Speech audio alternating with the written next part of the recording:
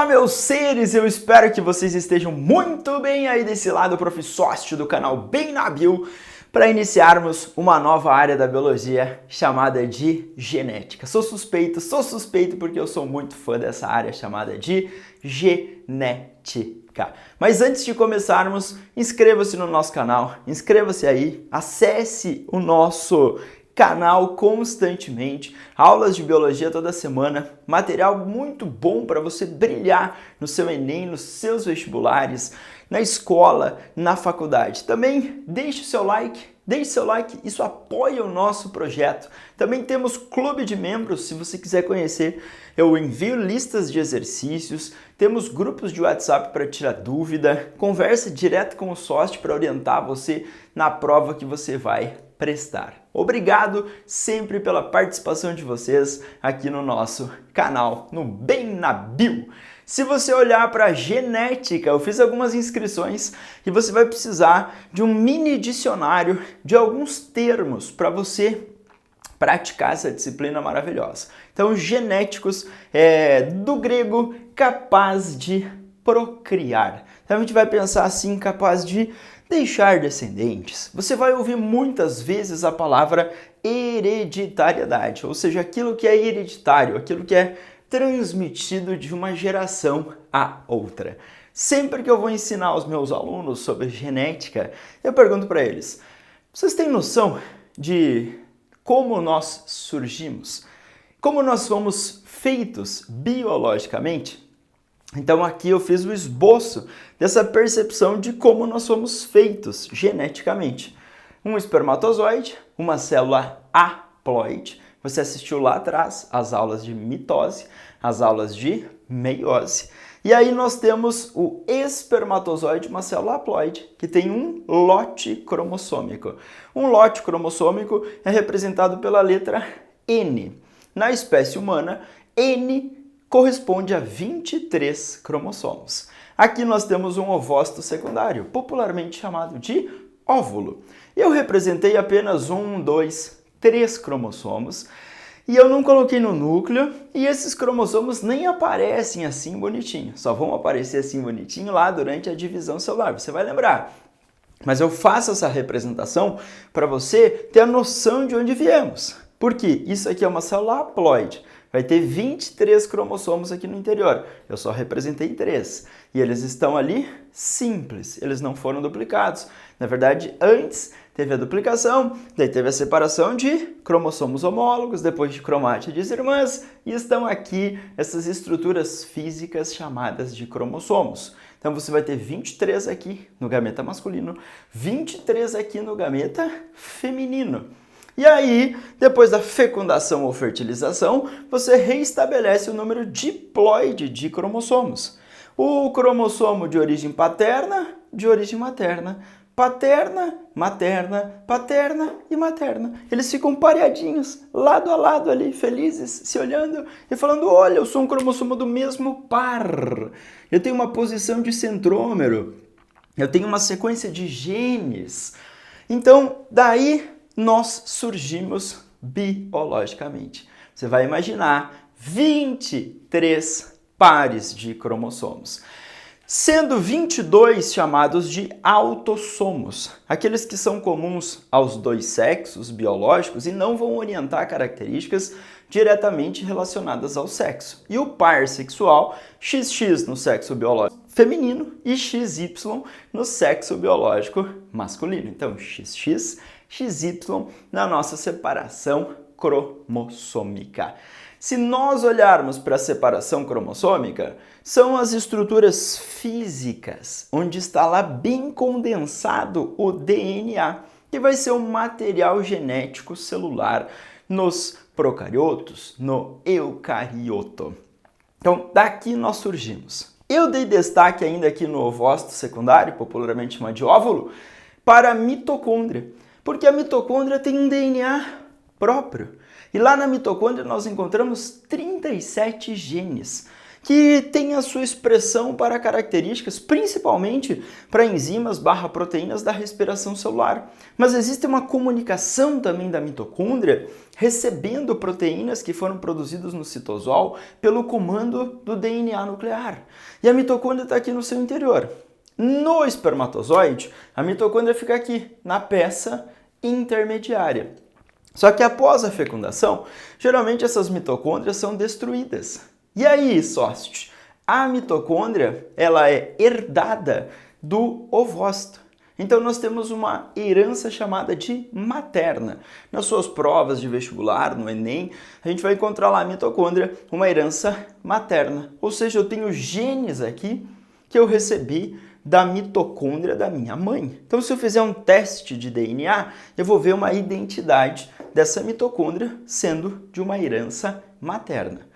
No ensino superior, a gente vai chamar de preferencialmente materna, que já foram identificados mitocôndrias também de origem paterna em células diploides de indivíduos da nossa espécie. E você vai falar, poxa, como assim? Os espermatozoides adentraram, nem todas as mitocôndrias foram destruídas e algumas ficaram ali mantendo uma certa relação com essa célula, tá? Essa é uma discussão mais acadêmica e essa é uma discussão interessante nesse ensino superior, mas a gente chama lá de uma herança preferencialmente materna. Nas suas provas, nível médio, escola, Enem, vestibulares, mitocôndrias, heranças maternas. Então ele pode falar na produção de uma proteína mitocondrial, que está lá no ovócito. Ok, está no ovócito, espermatozoide contendo o cromossomo X fecundou, XX, sexo biológico feminino. Espermatozoide contendo Y, XY, sexo biológico masculino. Mas independente do sexo biológico, nós herdamos essas mitocôndrias do ovócito. Então, uma herança preferencialmente materna. Uma herança materna na sua prova. Na sua prova, ela estará aqui. Eu só não representei ela aqui. Tudo bem? Então essa é a ideia inicial de onde nós surgimos. Agora, você tem que imaginar que a gente vai crescer, vai chegar uma vida adulta, e aí a gente pode decidir ter filhinhos. E aí a gente vai transmitir 23 cromossomos aqui do ovócito, do espermatozoide, 23 do ovócito, para os nossos descendentes. Então essa transmissão, essa capacidade de procriar é o foco da nossa querida, maravilhosa genética. Então se estiver escrito aqui nesse material genético, a gente passa para os nossos descendentes. Então eu fiz um mini dicionário para a gente lembrar dos termos importantes. Por exemplo, lá em ácidos nucleicos a gente falou em DNA, o ácido desoxirribonucleico. Agora, um gene é uma receita. Gene significa origem ou início. Então, nós temos um gene, é um pedacinho de DNA que vai orientar a formação de um RNA mensageiro e daí vai orientar a formação de uma proteína. Quando a informação passa do DNA para o RNA, a gente chama isso de transcrição. Do RNA mensageiro para a proteína, a gente chama isso de tradução. Nesse RNA mensageiro, nós temos lá 3 letrinhas, formam códon e orientam os aminoácidos na proteína. Tem uma sequência de nucleotídeos do RNA mensageiro, cada 3 letrinhas um códon, coloca aminoácido na proteína. Então esse gene tem esse papel. Fisicamente, esses genes estão nos cromossomos. Então isso foi descoberto pós Gregor Mendel. O senhor Mendel, que é o pai da genética, ele falava em fatores. Então os fatores de Mendel seriam os genes. Mas eu nem coloquei Mendel aqui porque a gente vai colocar depois, tá? Nas próximas aulas. Fiquem calmos, tranquilos, serenos. Genes alelos. Você vai falar, professor, apareceu na prova gene alelo. Forma mutante do gene. Então o gene é uma receitinha. Muito bem. E nessa receita, a gente pode ver as características. Então eu sou do tipo sanguíneo AB. Eu, sócio, sou do tipo sanguíneo AB. Eu recebi um alelo IAzão do papai, um alelo IBzão da mamãe. Então IA e B são alelos. São formas mutantes do gene que possuem pequenas alterações na sequência de letrinhas que produzem um produto, no caso uma proteína, uma enzima, e nesse caso vão identificar, orientar o meu tipo sanguíneo. Então eu sou AB, porque eu tenho um alelo que produz o aglutinogênio A, outro que produz o aglutinogênio B. Então esses dois alelos, o IA e o IB, eles são formas alteradas ou mutantes de um gene, de uma receita, para a produção de um tipo sanguíneo. Você pode ter IA ou IAizinho na população, e aí vai ser do grupo A. IB ou IBizinho vai ser do grupo B. IA e B vai ser do grupo AB. E Izinho. Então eu tenho 3 alelos nessa condição, formas mutantes do gene associado a uma mesma característica, no caso, o tipo sanguíneo. Geralmente, nós vamos trabalhar com genes alelos, aqui ó, representado por letrinhas, o IA, Izinho, IB. Agora, Azão e Azinho, geralmente a gente representa. E esse Azão e esse Azinho são pedacinhos desse cromossomo. Aqui, cromossomo fisicamente vai conter os genes, a receita. O Azão determina uma característica. Geralmente a letra maiúscula a gente vai identificar como uma característica dominante. E Azinho, letra minúscula, como uma característica recessiva. Mas eu quero que você olhe para os alelos, formas mutantes do gene. E eles estão presentes no par de homólogo. Então vamos fazer de conta que isso aqui determina a produção de melanina na espécie humana. Indivíduos homozigotos recessivos, ou seja, azinho, manifestam albinismo. Agora, se você tem um alelo azão no seu genoma, esse azão permite a produção de uma enzima que vai permitir a produção do pigmento chamado melanina.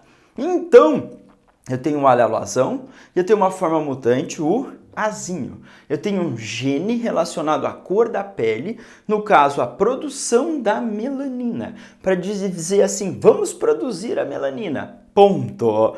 Então eu tenho a expressão desse alelo azão. Eu vou ter um DNA que vai orientar um RNA, que vai orientar barra enzimas, barra proteínas para a produção da característica pele humana. Os alelos são essas formas mutantes. Perceba que um cromossomo, herança paterna, outro, herança materna. Esses cromossomos do mesmo par são chamados de homólogos. Eles têm a mesma posição de centrômero, mesmo tamanho e vão ter sequências dos genes. Então, se eu tiver aqui um gene para o tipo sanguíneo, aqui tem que ter o tipo sanguíneo. Se eu tiver para a cor da pele, aqui tem cor da pele. Para a produção de tecido ósseo, produção de tecido ósseo. Então, esse cromossomo homólogo é um cromossomo do mesmo par. E ele vai ter ali os alelos ocupando o mesmo locus. Eu não coloquei aqui, mas essa posição onde está o gene a gente chama de locus. Locus é o lugar, é o espaço físico onde está o gene. O plural de locus é loci. Então a gente chama isso aqui de locus, a posição do gene no cromossomo. Agora eu posso dizer para você que os indivíduos são chamados de homozigotos ou puros, quando eles herdaram esses alelos iguais. Por exemplo, recebi um alelo azão papai, alelo azão mamãe, alelo azinho, azinho. Então, geralmente a prova vai falar em camundongo, coelho, ervilha cruzando, plantas com flores coloridas. Então você vai pensar nesses cromossomos, uma origem paterna, uma origem materna, independente do sistema vivo que ele estiver fazendo ou falando. Geralmente ele vai colocar seres com reprodução sexuada, que uma célula reprodutiva vem do indivíduo, outra célula reprodutiva vem de um outro indivíduo. Então, homozigoto ou puro com alelos iguais. Heterozigoto ou híbrido com alelos diferentes. Então, você tem a forma azão e a forma azinho. Então, esses alelos são diferentes. Termos interessantes para nós, pois nós vamos precisar desse mini dicionário para entender. Por exemplo, eu falo para você que nas ervilhas a coloração amarela era dominante. Gregor Mendel cruzava a ervilha amarela com verde e ele percebia que os descendentes tinham uma coloração amarela. Então ela se manifestava ali. Então ela era dominante. A característica verde aparecia só depois. E ele chama essa característica de recessiva. Agora, a definição de uma característica dominante expressa em homo ou heterozigose. Por exemplo, se a ervilha for azão, se a ervilha for azão-azinho, ela será amarela. Então pode ser amarela homozigota, azão, que recebeu um alelo do papai ervilha, o outro alelo da mamãe ervilha, e os dois são azão, e aí vai manifestar essa característica. Mas azão-azinho, recebeu um papai ervilha, o outro alelo da mamãe ervilha, e mesmo assim, azão-azinho. E aí, manifesta a característica amarela. Recessiva, expressa apenas em homozigose. Então as ervilhas verdes, azinho. Geralmente na genética a gente convenciona usar a inicial da característica recessiva. Então verde é recessiva, seria Vzinho. O sócite vai meter A e A em quase tudo, tá? Mas a letra tem essa convenção na genética de usar a inicial da característica recessiva. Dominante, manifesta-se em homo ou hétero. Recessiva, apenas em homozigose. Então, a gente vai representar azinho. Se eu olhar para o genótipo, conjunto de genes / seus alelos. Então, se eu falo em ervilha azão-azinho, se eu falo nisso, eu estou pensando no genótipo. O gene, no caso a receita para a cor, e aí os alelos daquele gene. Então, nós, indivíduos, recebemos um cromossomo origem paterna, outro origem materna. Então nós teremos ali 2 alelos, formas mutantes do gene, no caso, para cor da pele, produção do pigmento melanina, para produção. Só pensando na produção. Capacidade de produção. Ok, esse vai ser o meu genótipo, se eu falar azão-azinho.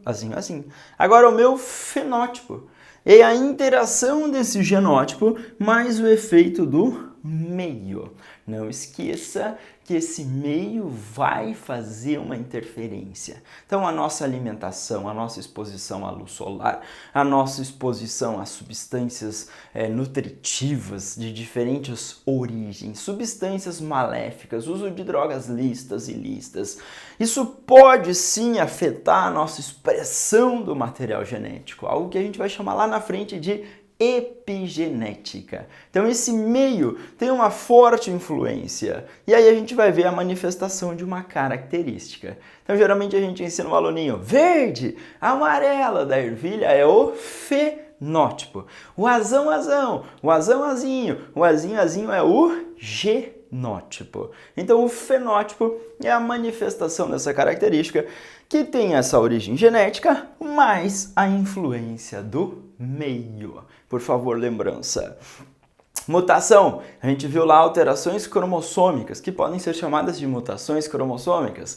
Algumas mutações podem ser gênicas, trocar a sequência de letrinhas aqui desse DNA, trocar a sequência do RNA, trocar aminoácido na proteína e produzir uma proteína não funcional. Uma mutação é uma alteração no material genético. E essas mutações, elas podem ser induzidas pelo ambiente, elas ocorrem ao acaso. Essa mutação é uma alteração no material genético. E aí, nós temos a famosa palavrinha nas provas: código genético.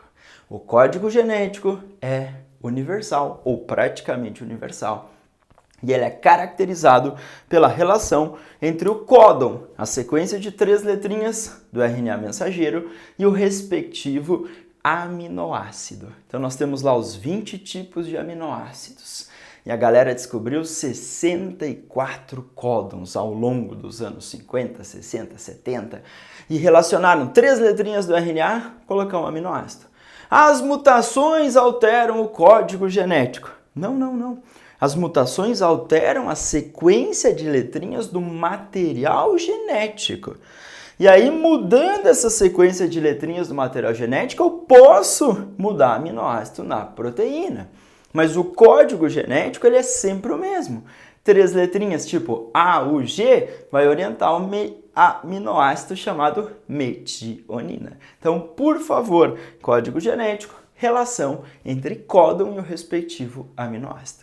Eu preciso que vocês tenham esse mini dicionário aqui na nossa ideia genética para a gente avançar. Assista a próxima aula que eu vou corrigir alguns testes que trazem os termos para você ver como cai. Você falou sócio, mas tem penetrância, tem expressividade, tem outros tipos de heranças recessivas dominantes ligadas ao sexo, autossômico. Eu vou falar, sim, Anjo, a gente vai ver tudo isso no nosso blocão genética. Então fique com o sócio até o final de todo esse bloco, que nós teremos várias aulas para você desvendar toda a genética. Eu espero que você tenha gostado. Por favor, deixe seu like. Se não é inscrito ou inscrita no canal, inscreva-se para apoiar o nosso projeto. Bons estudos para todos vocês!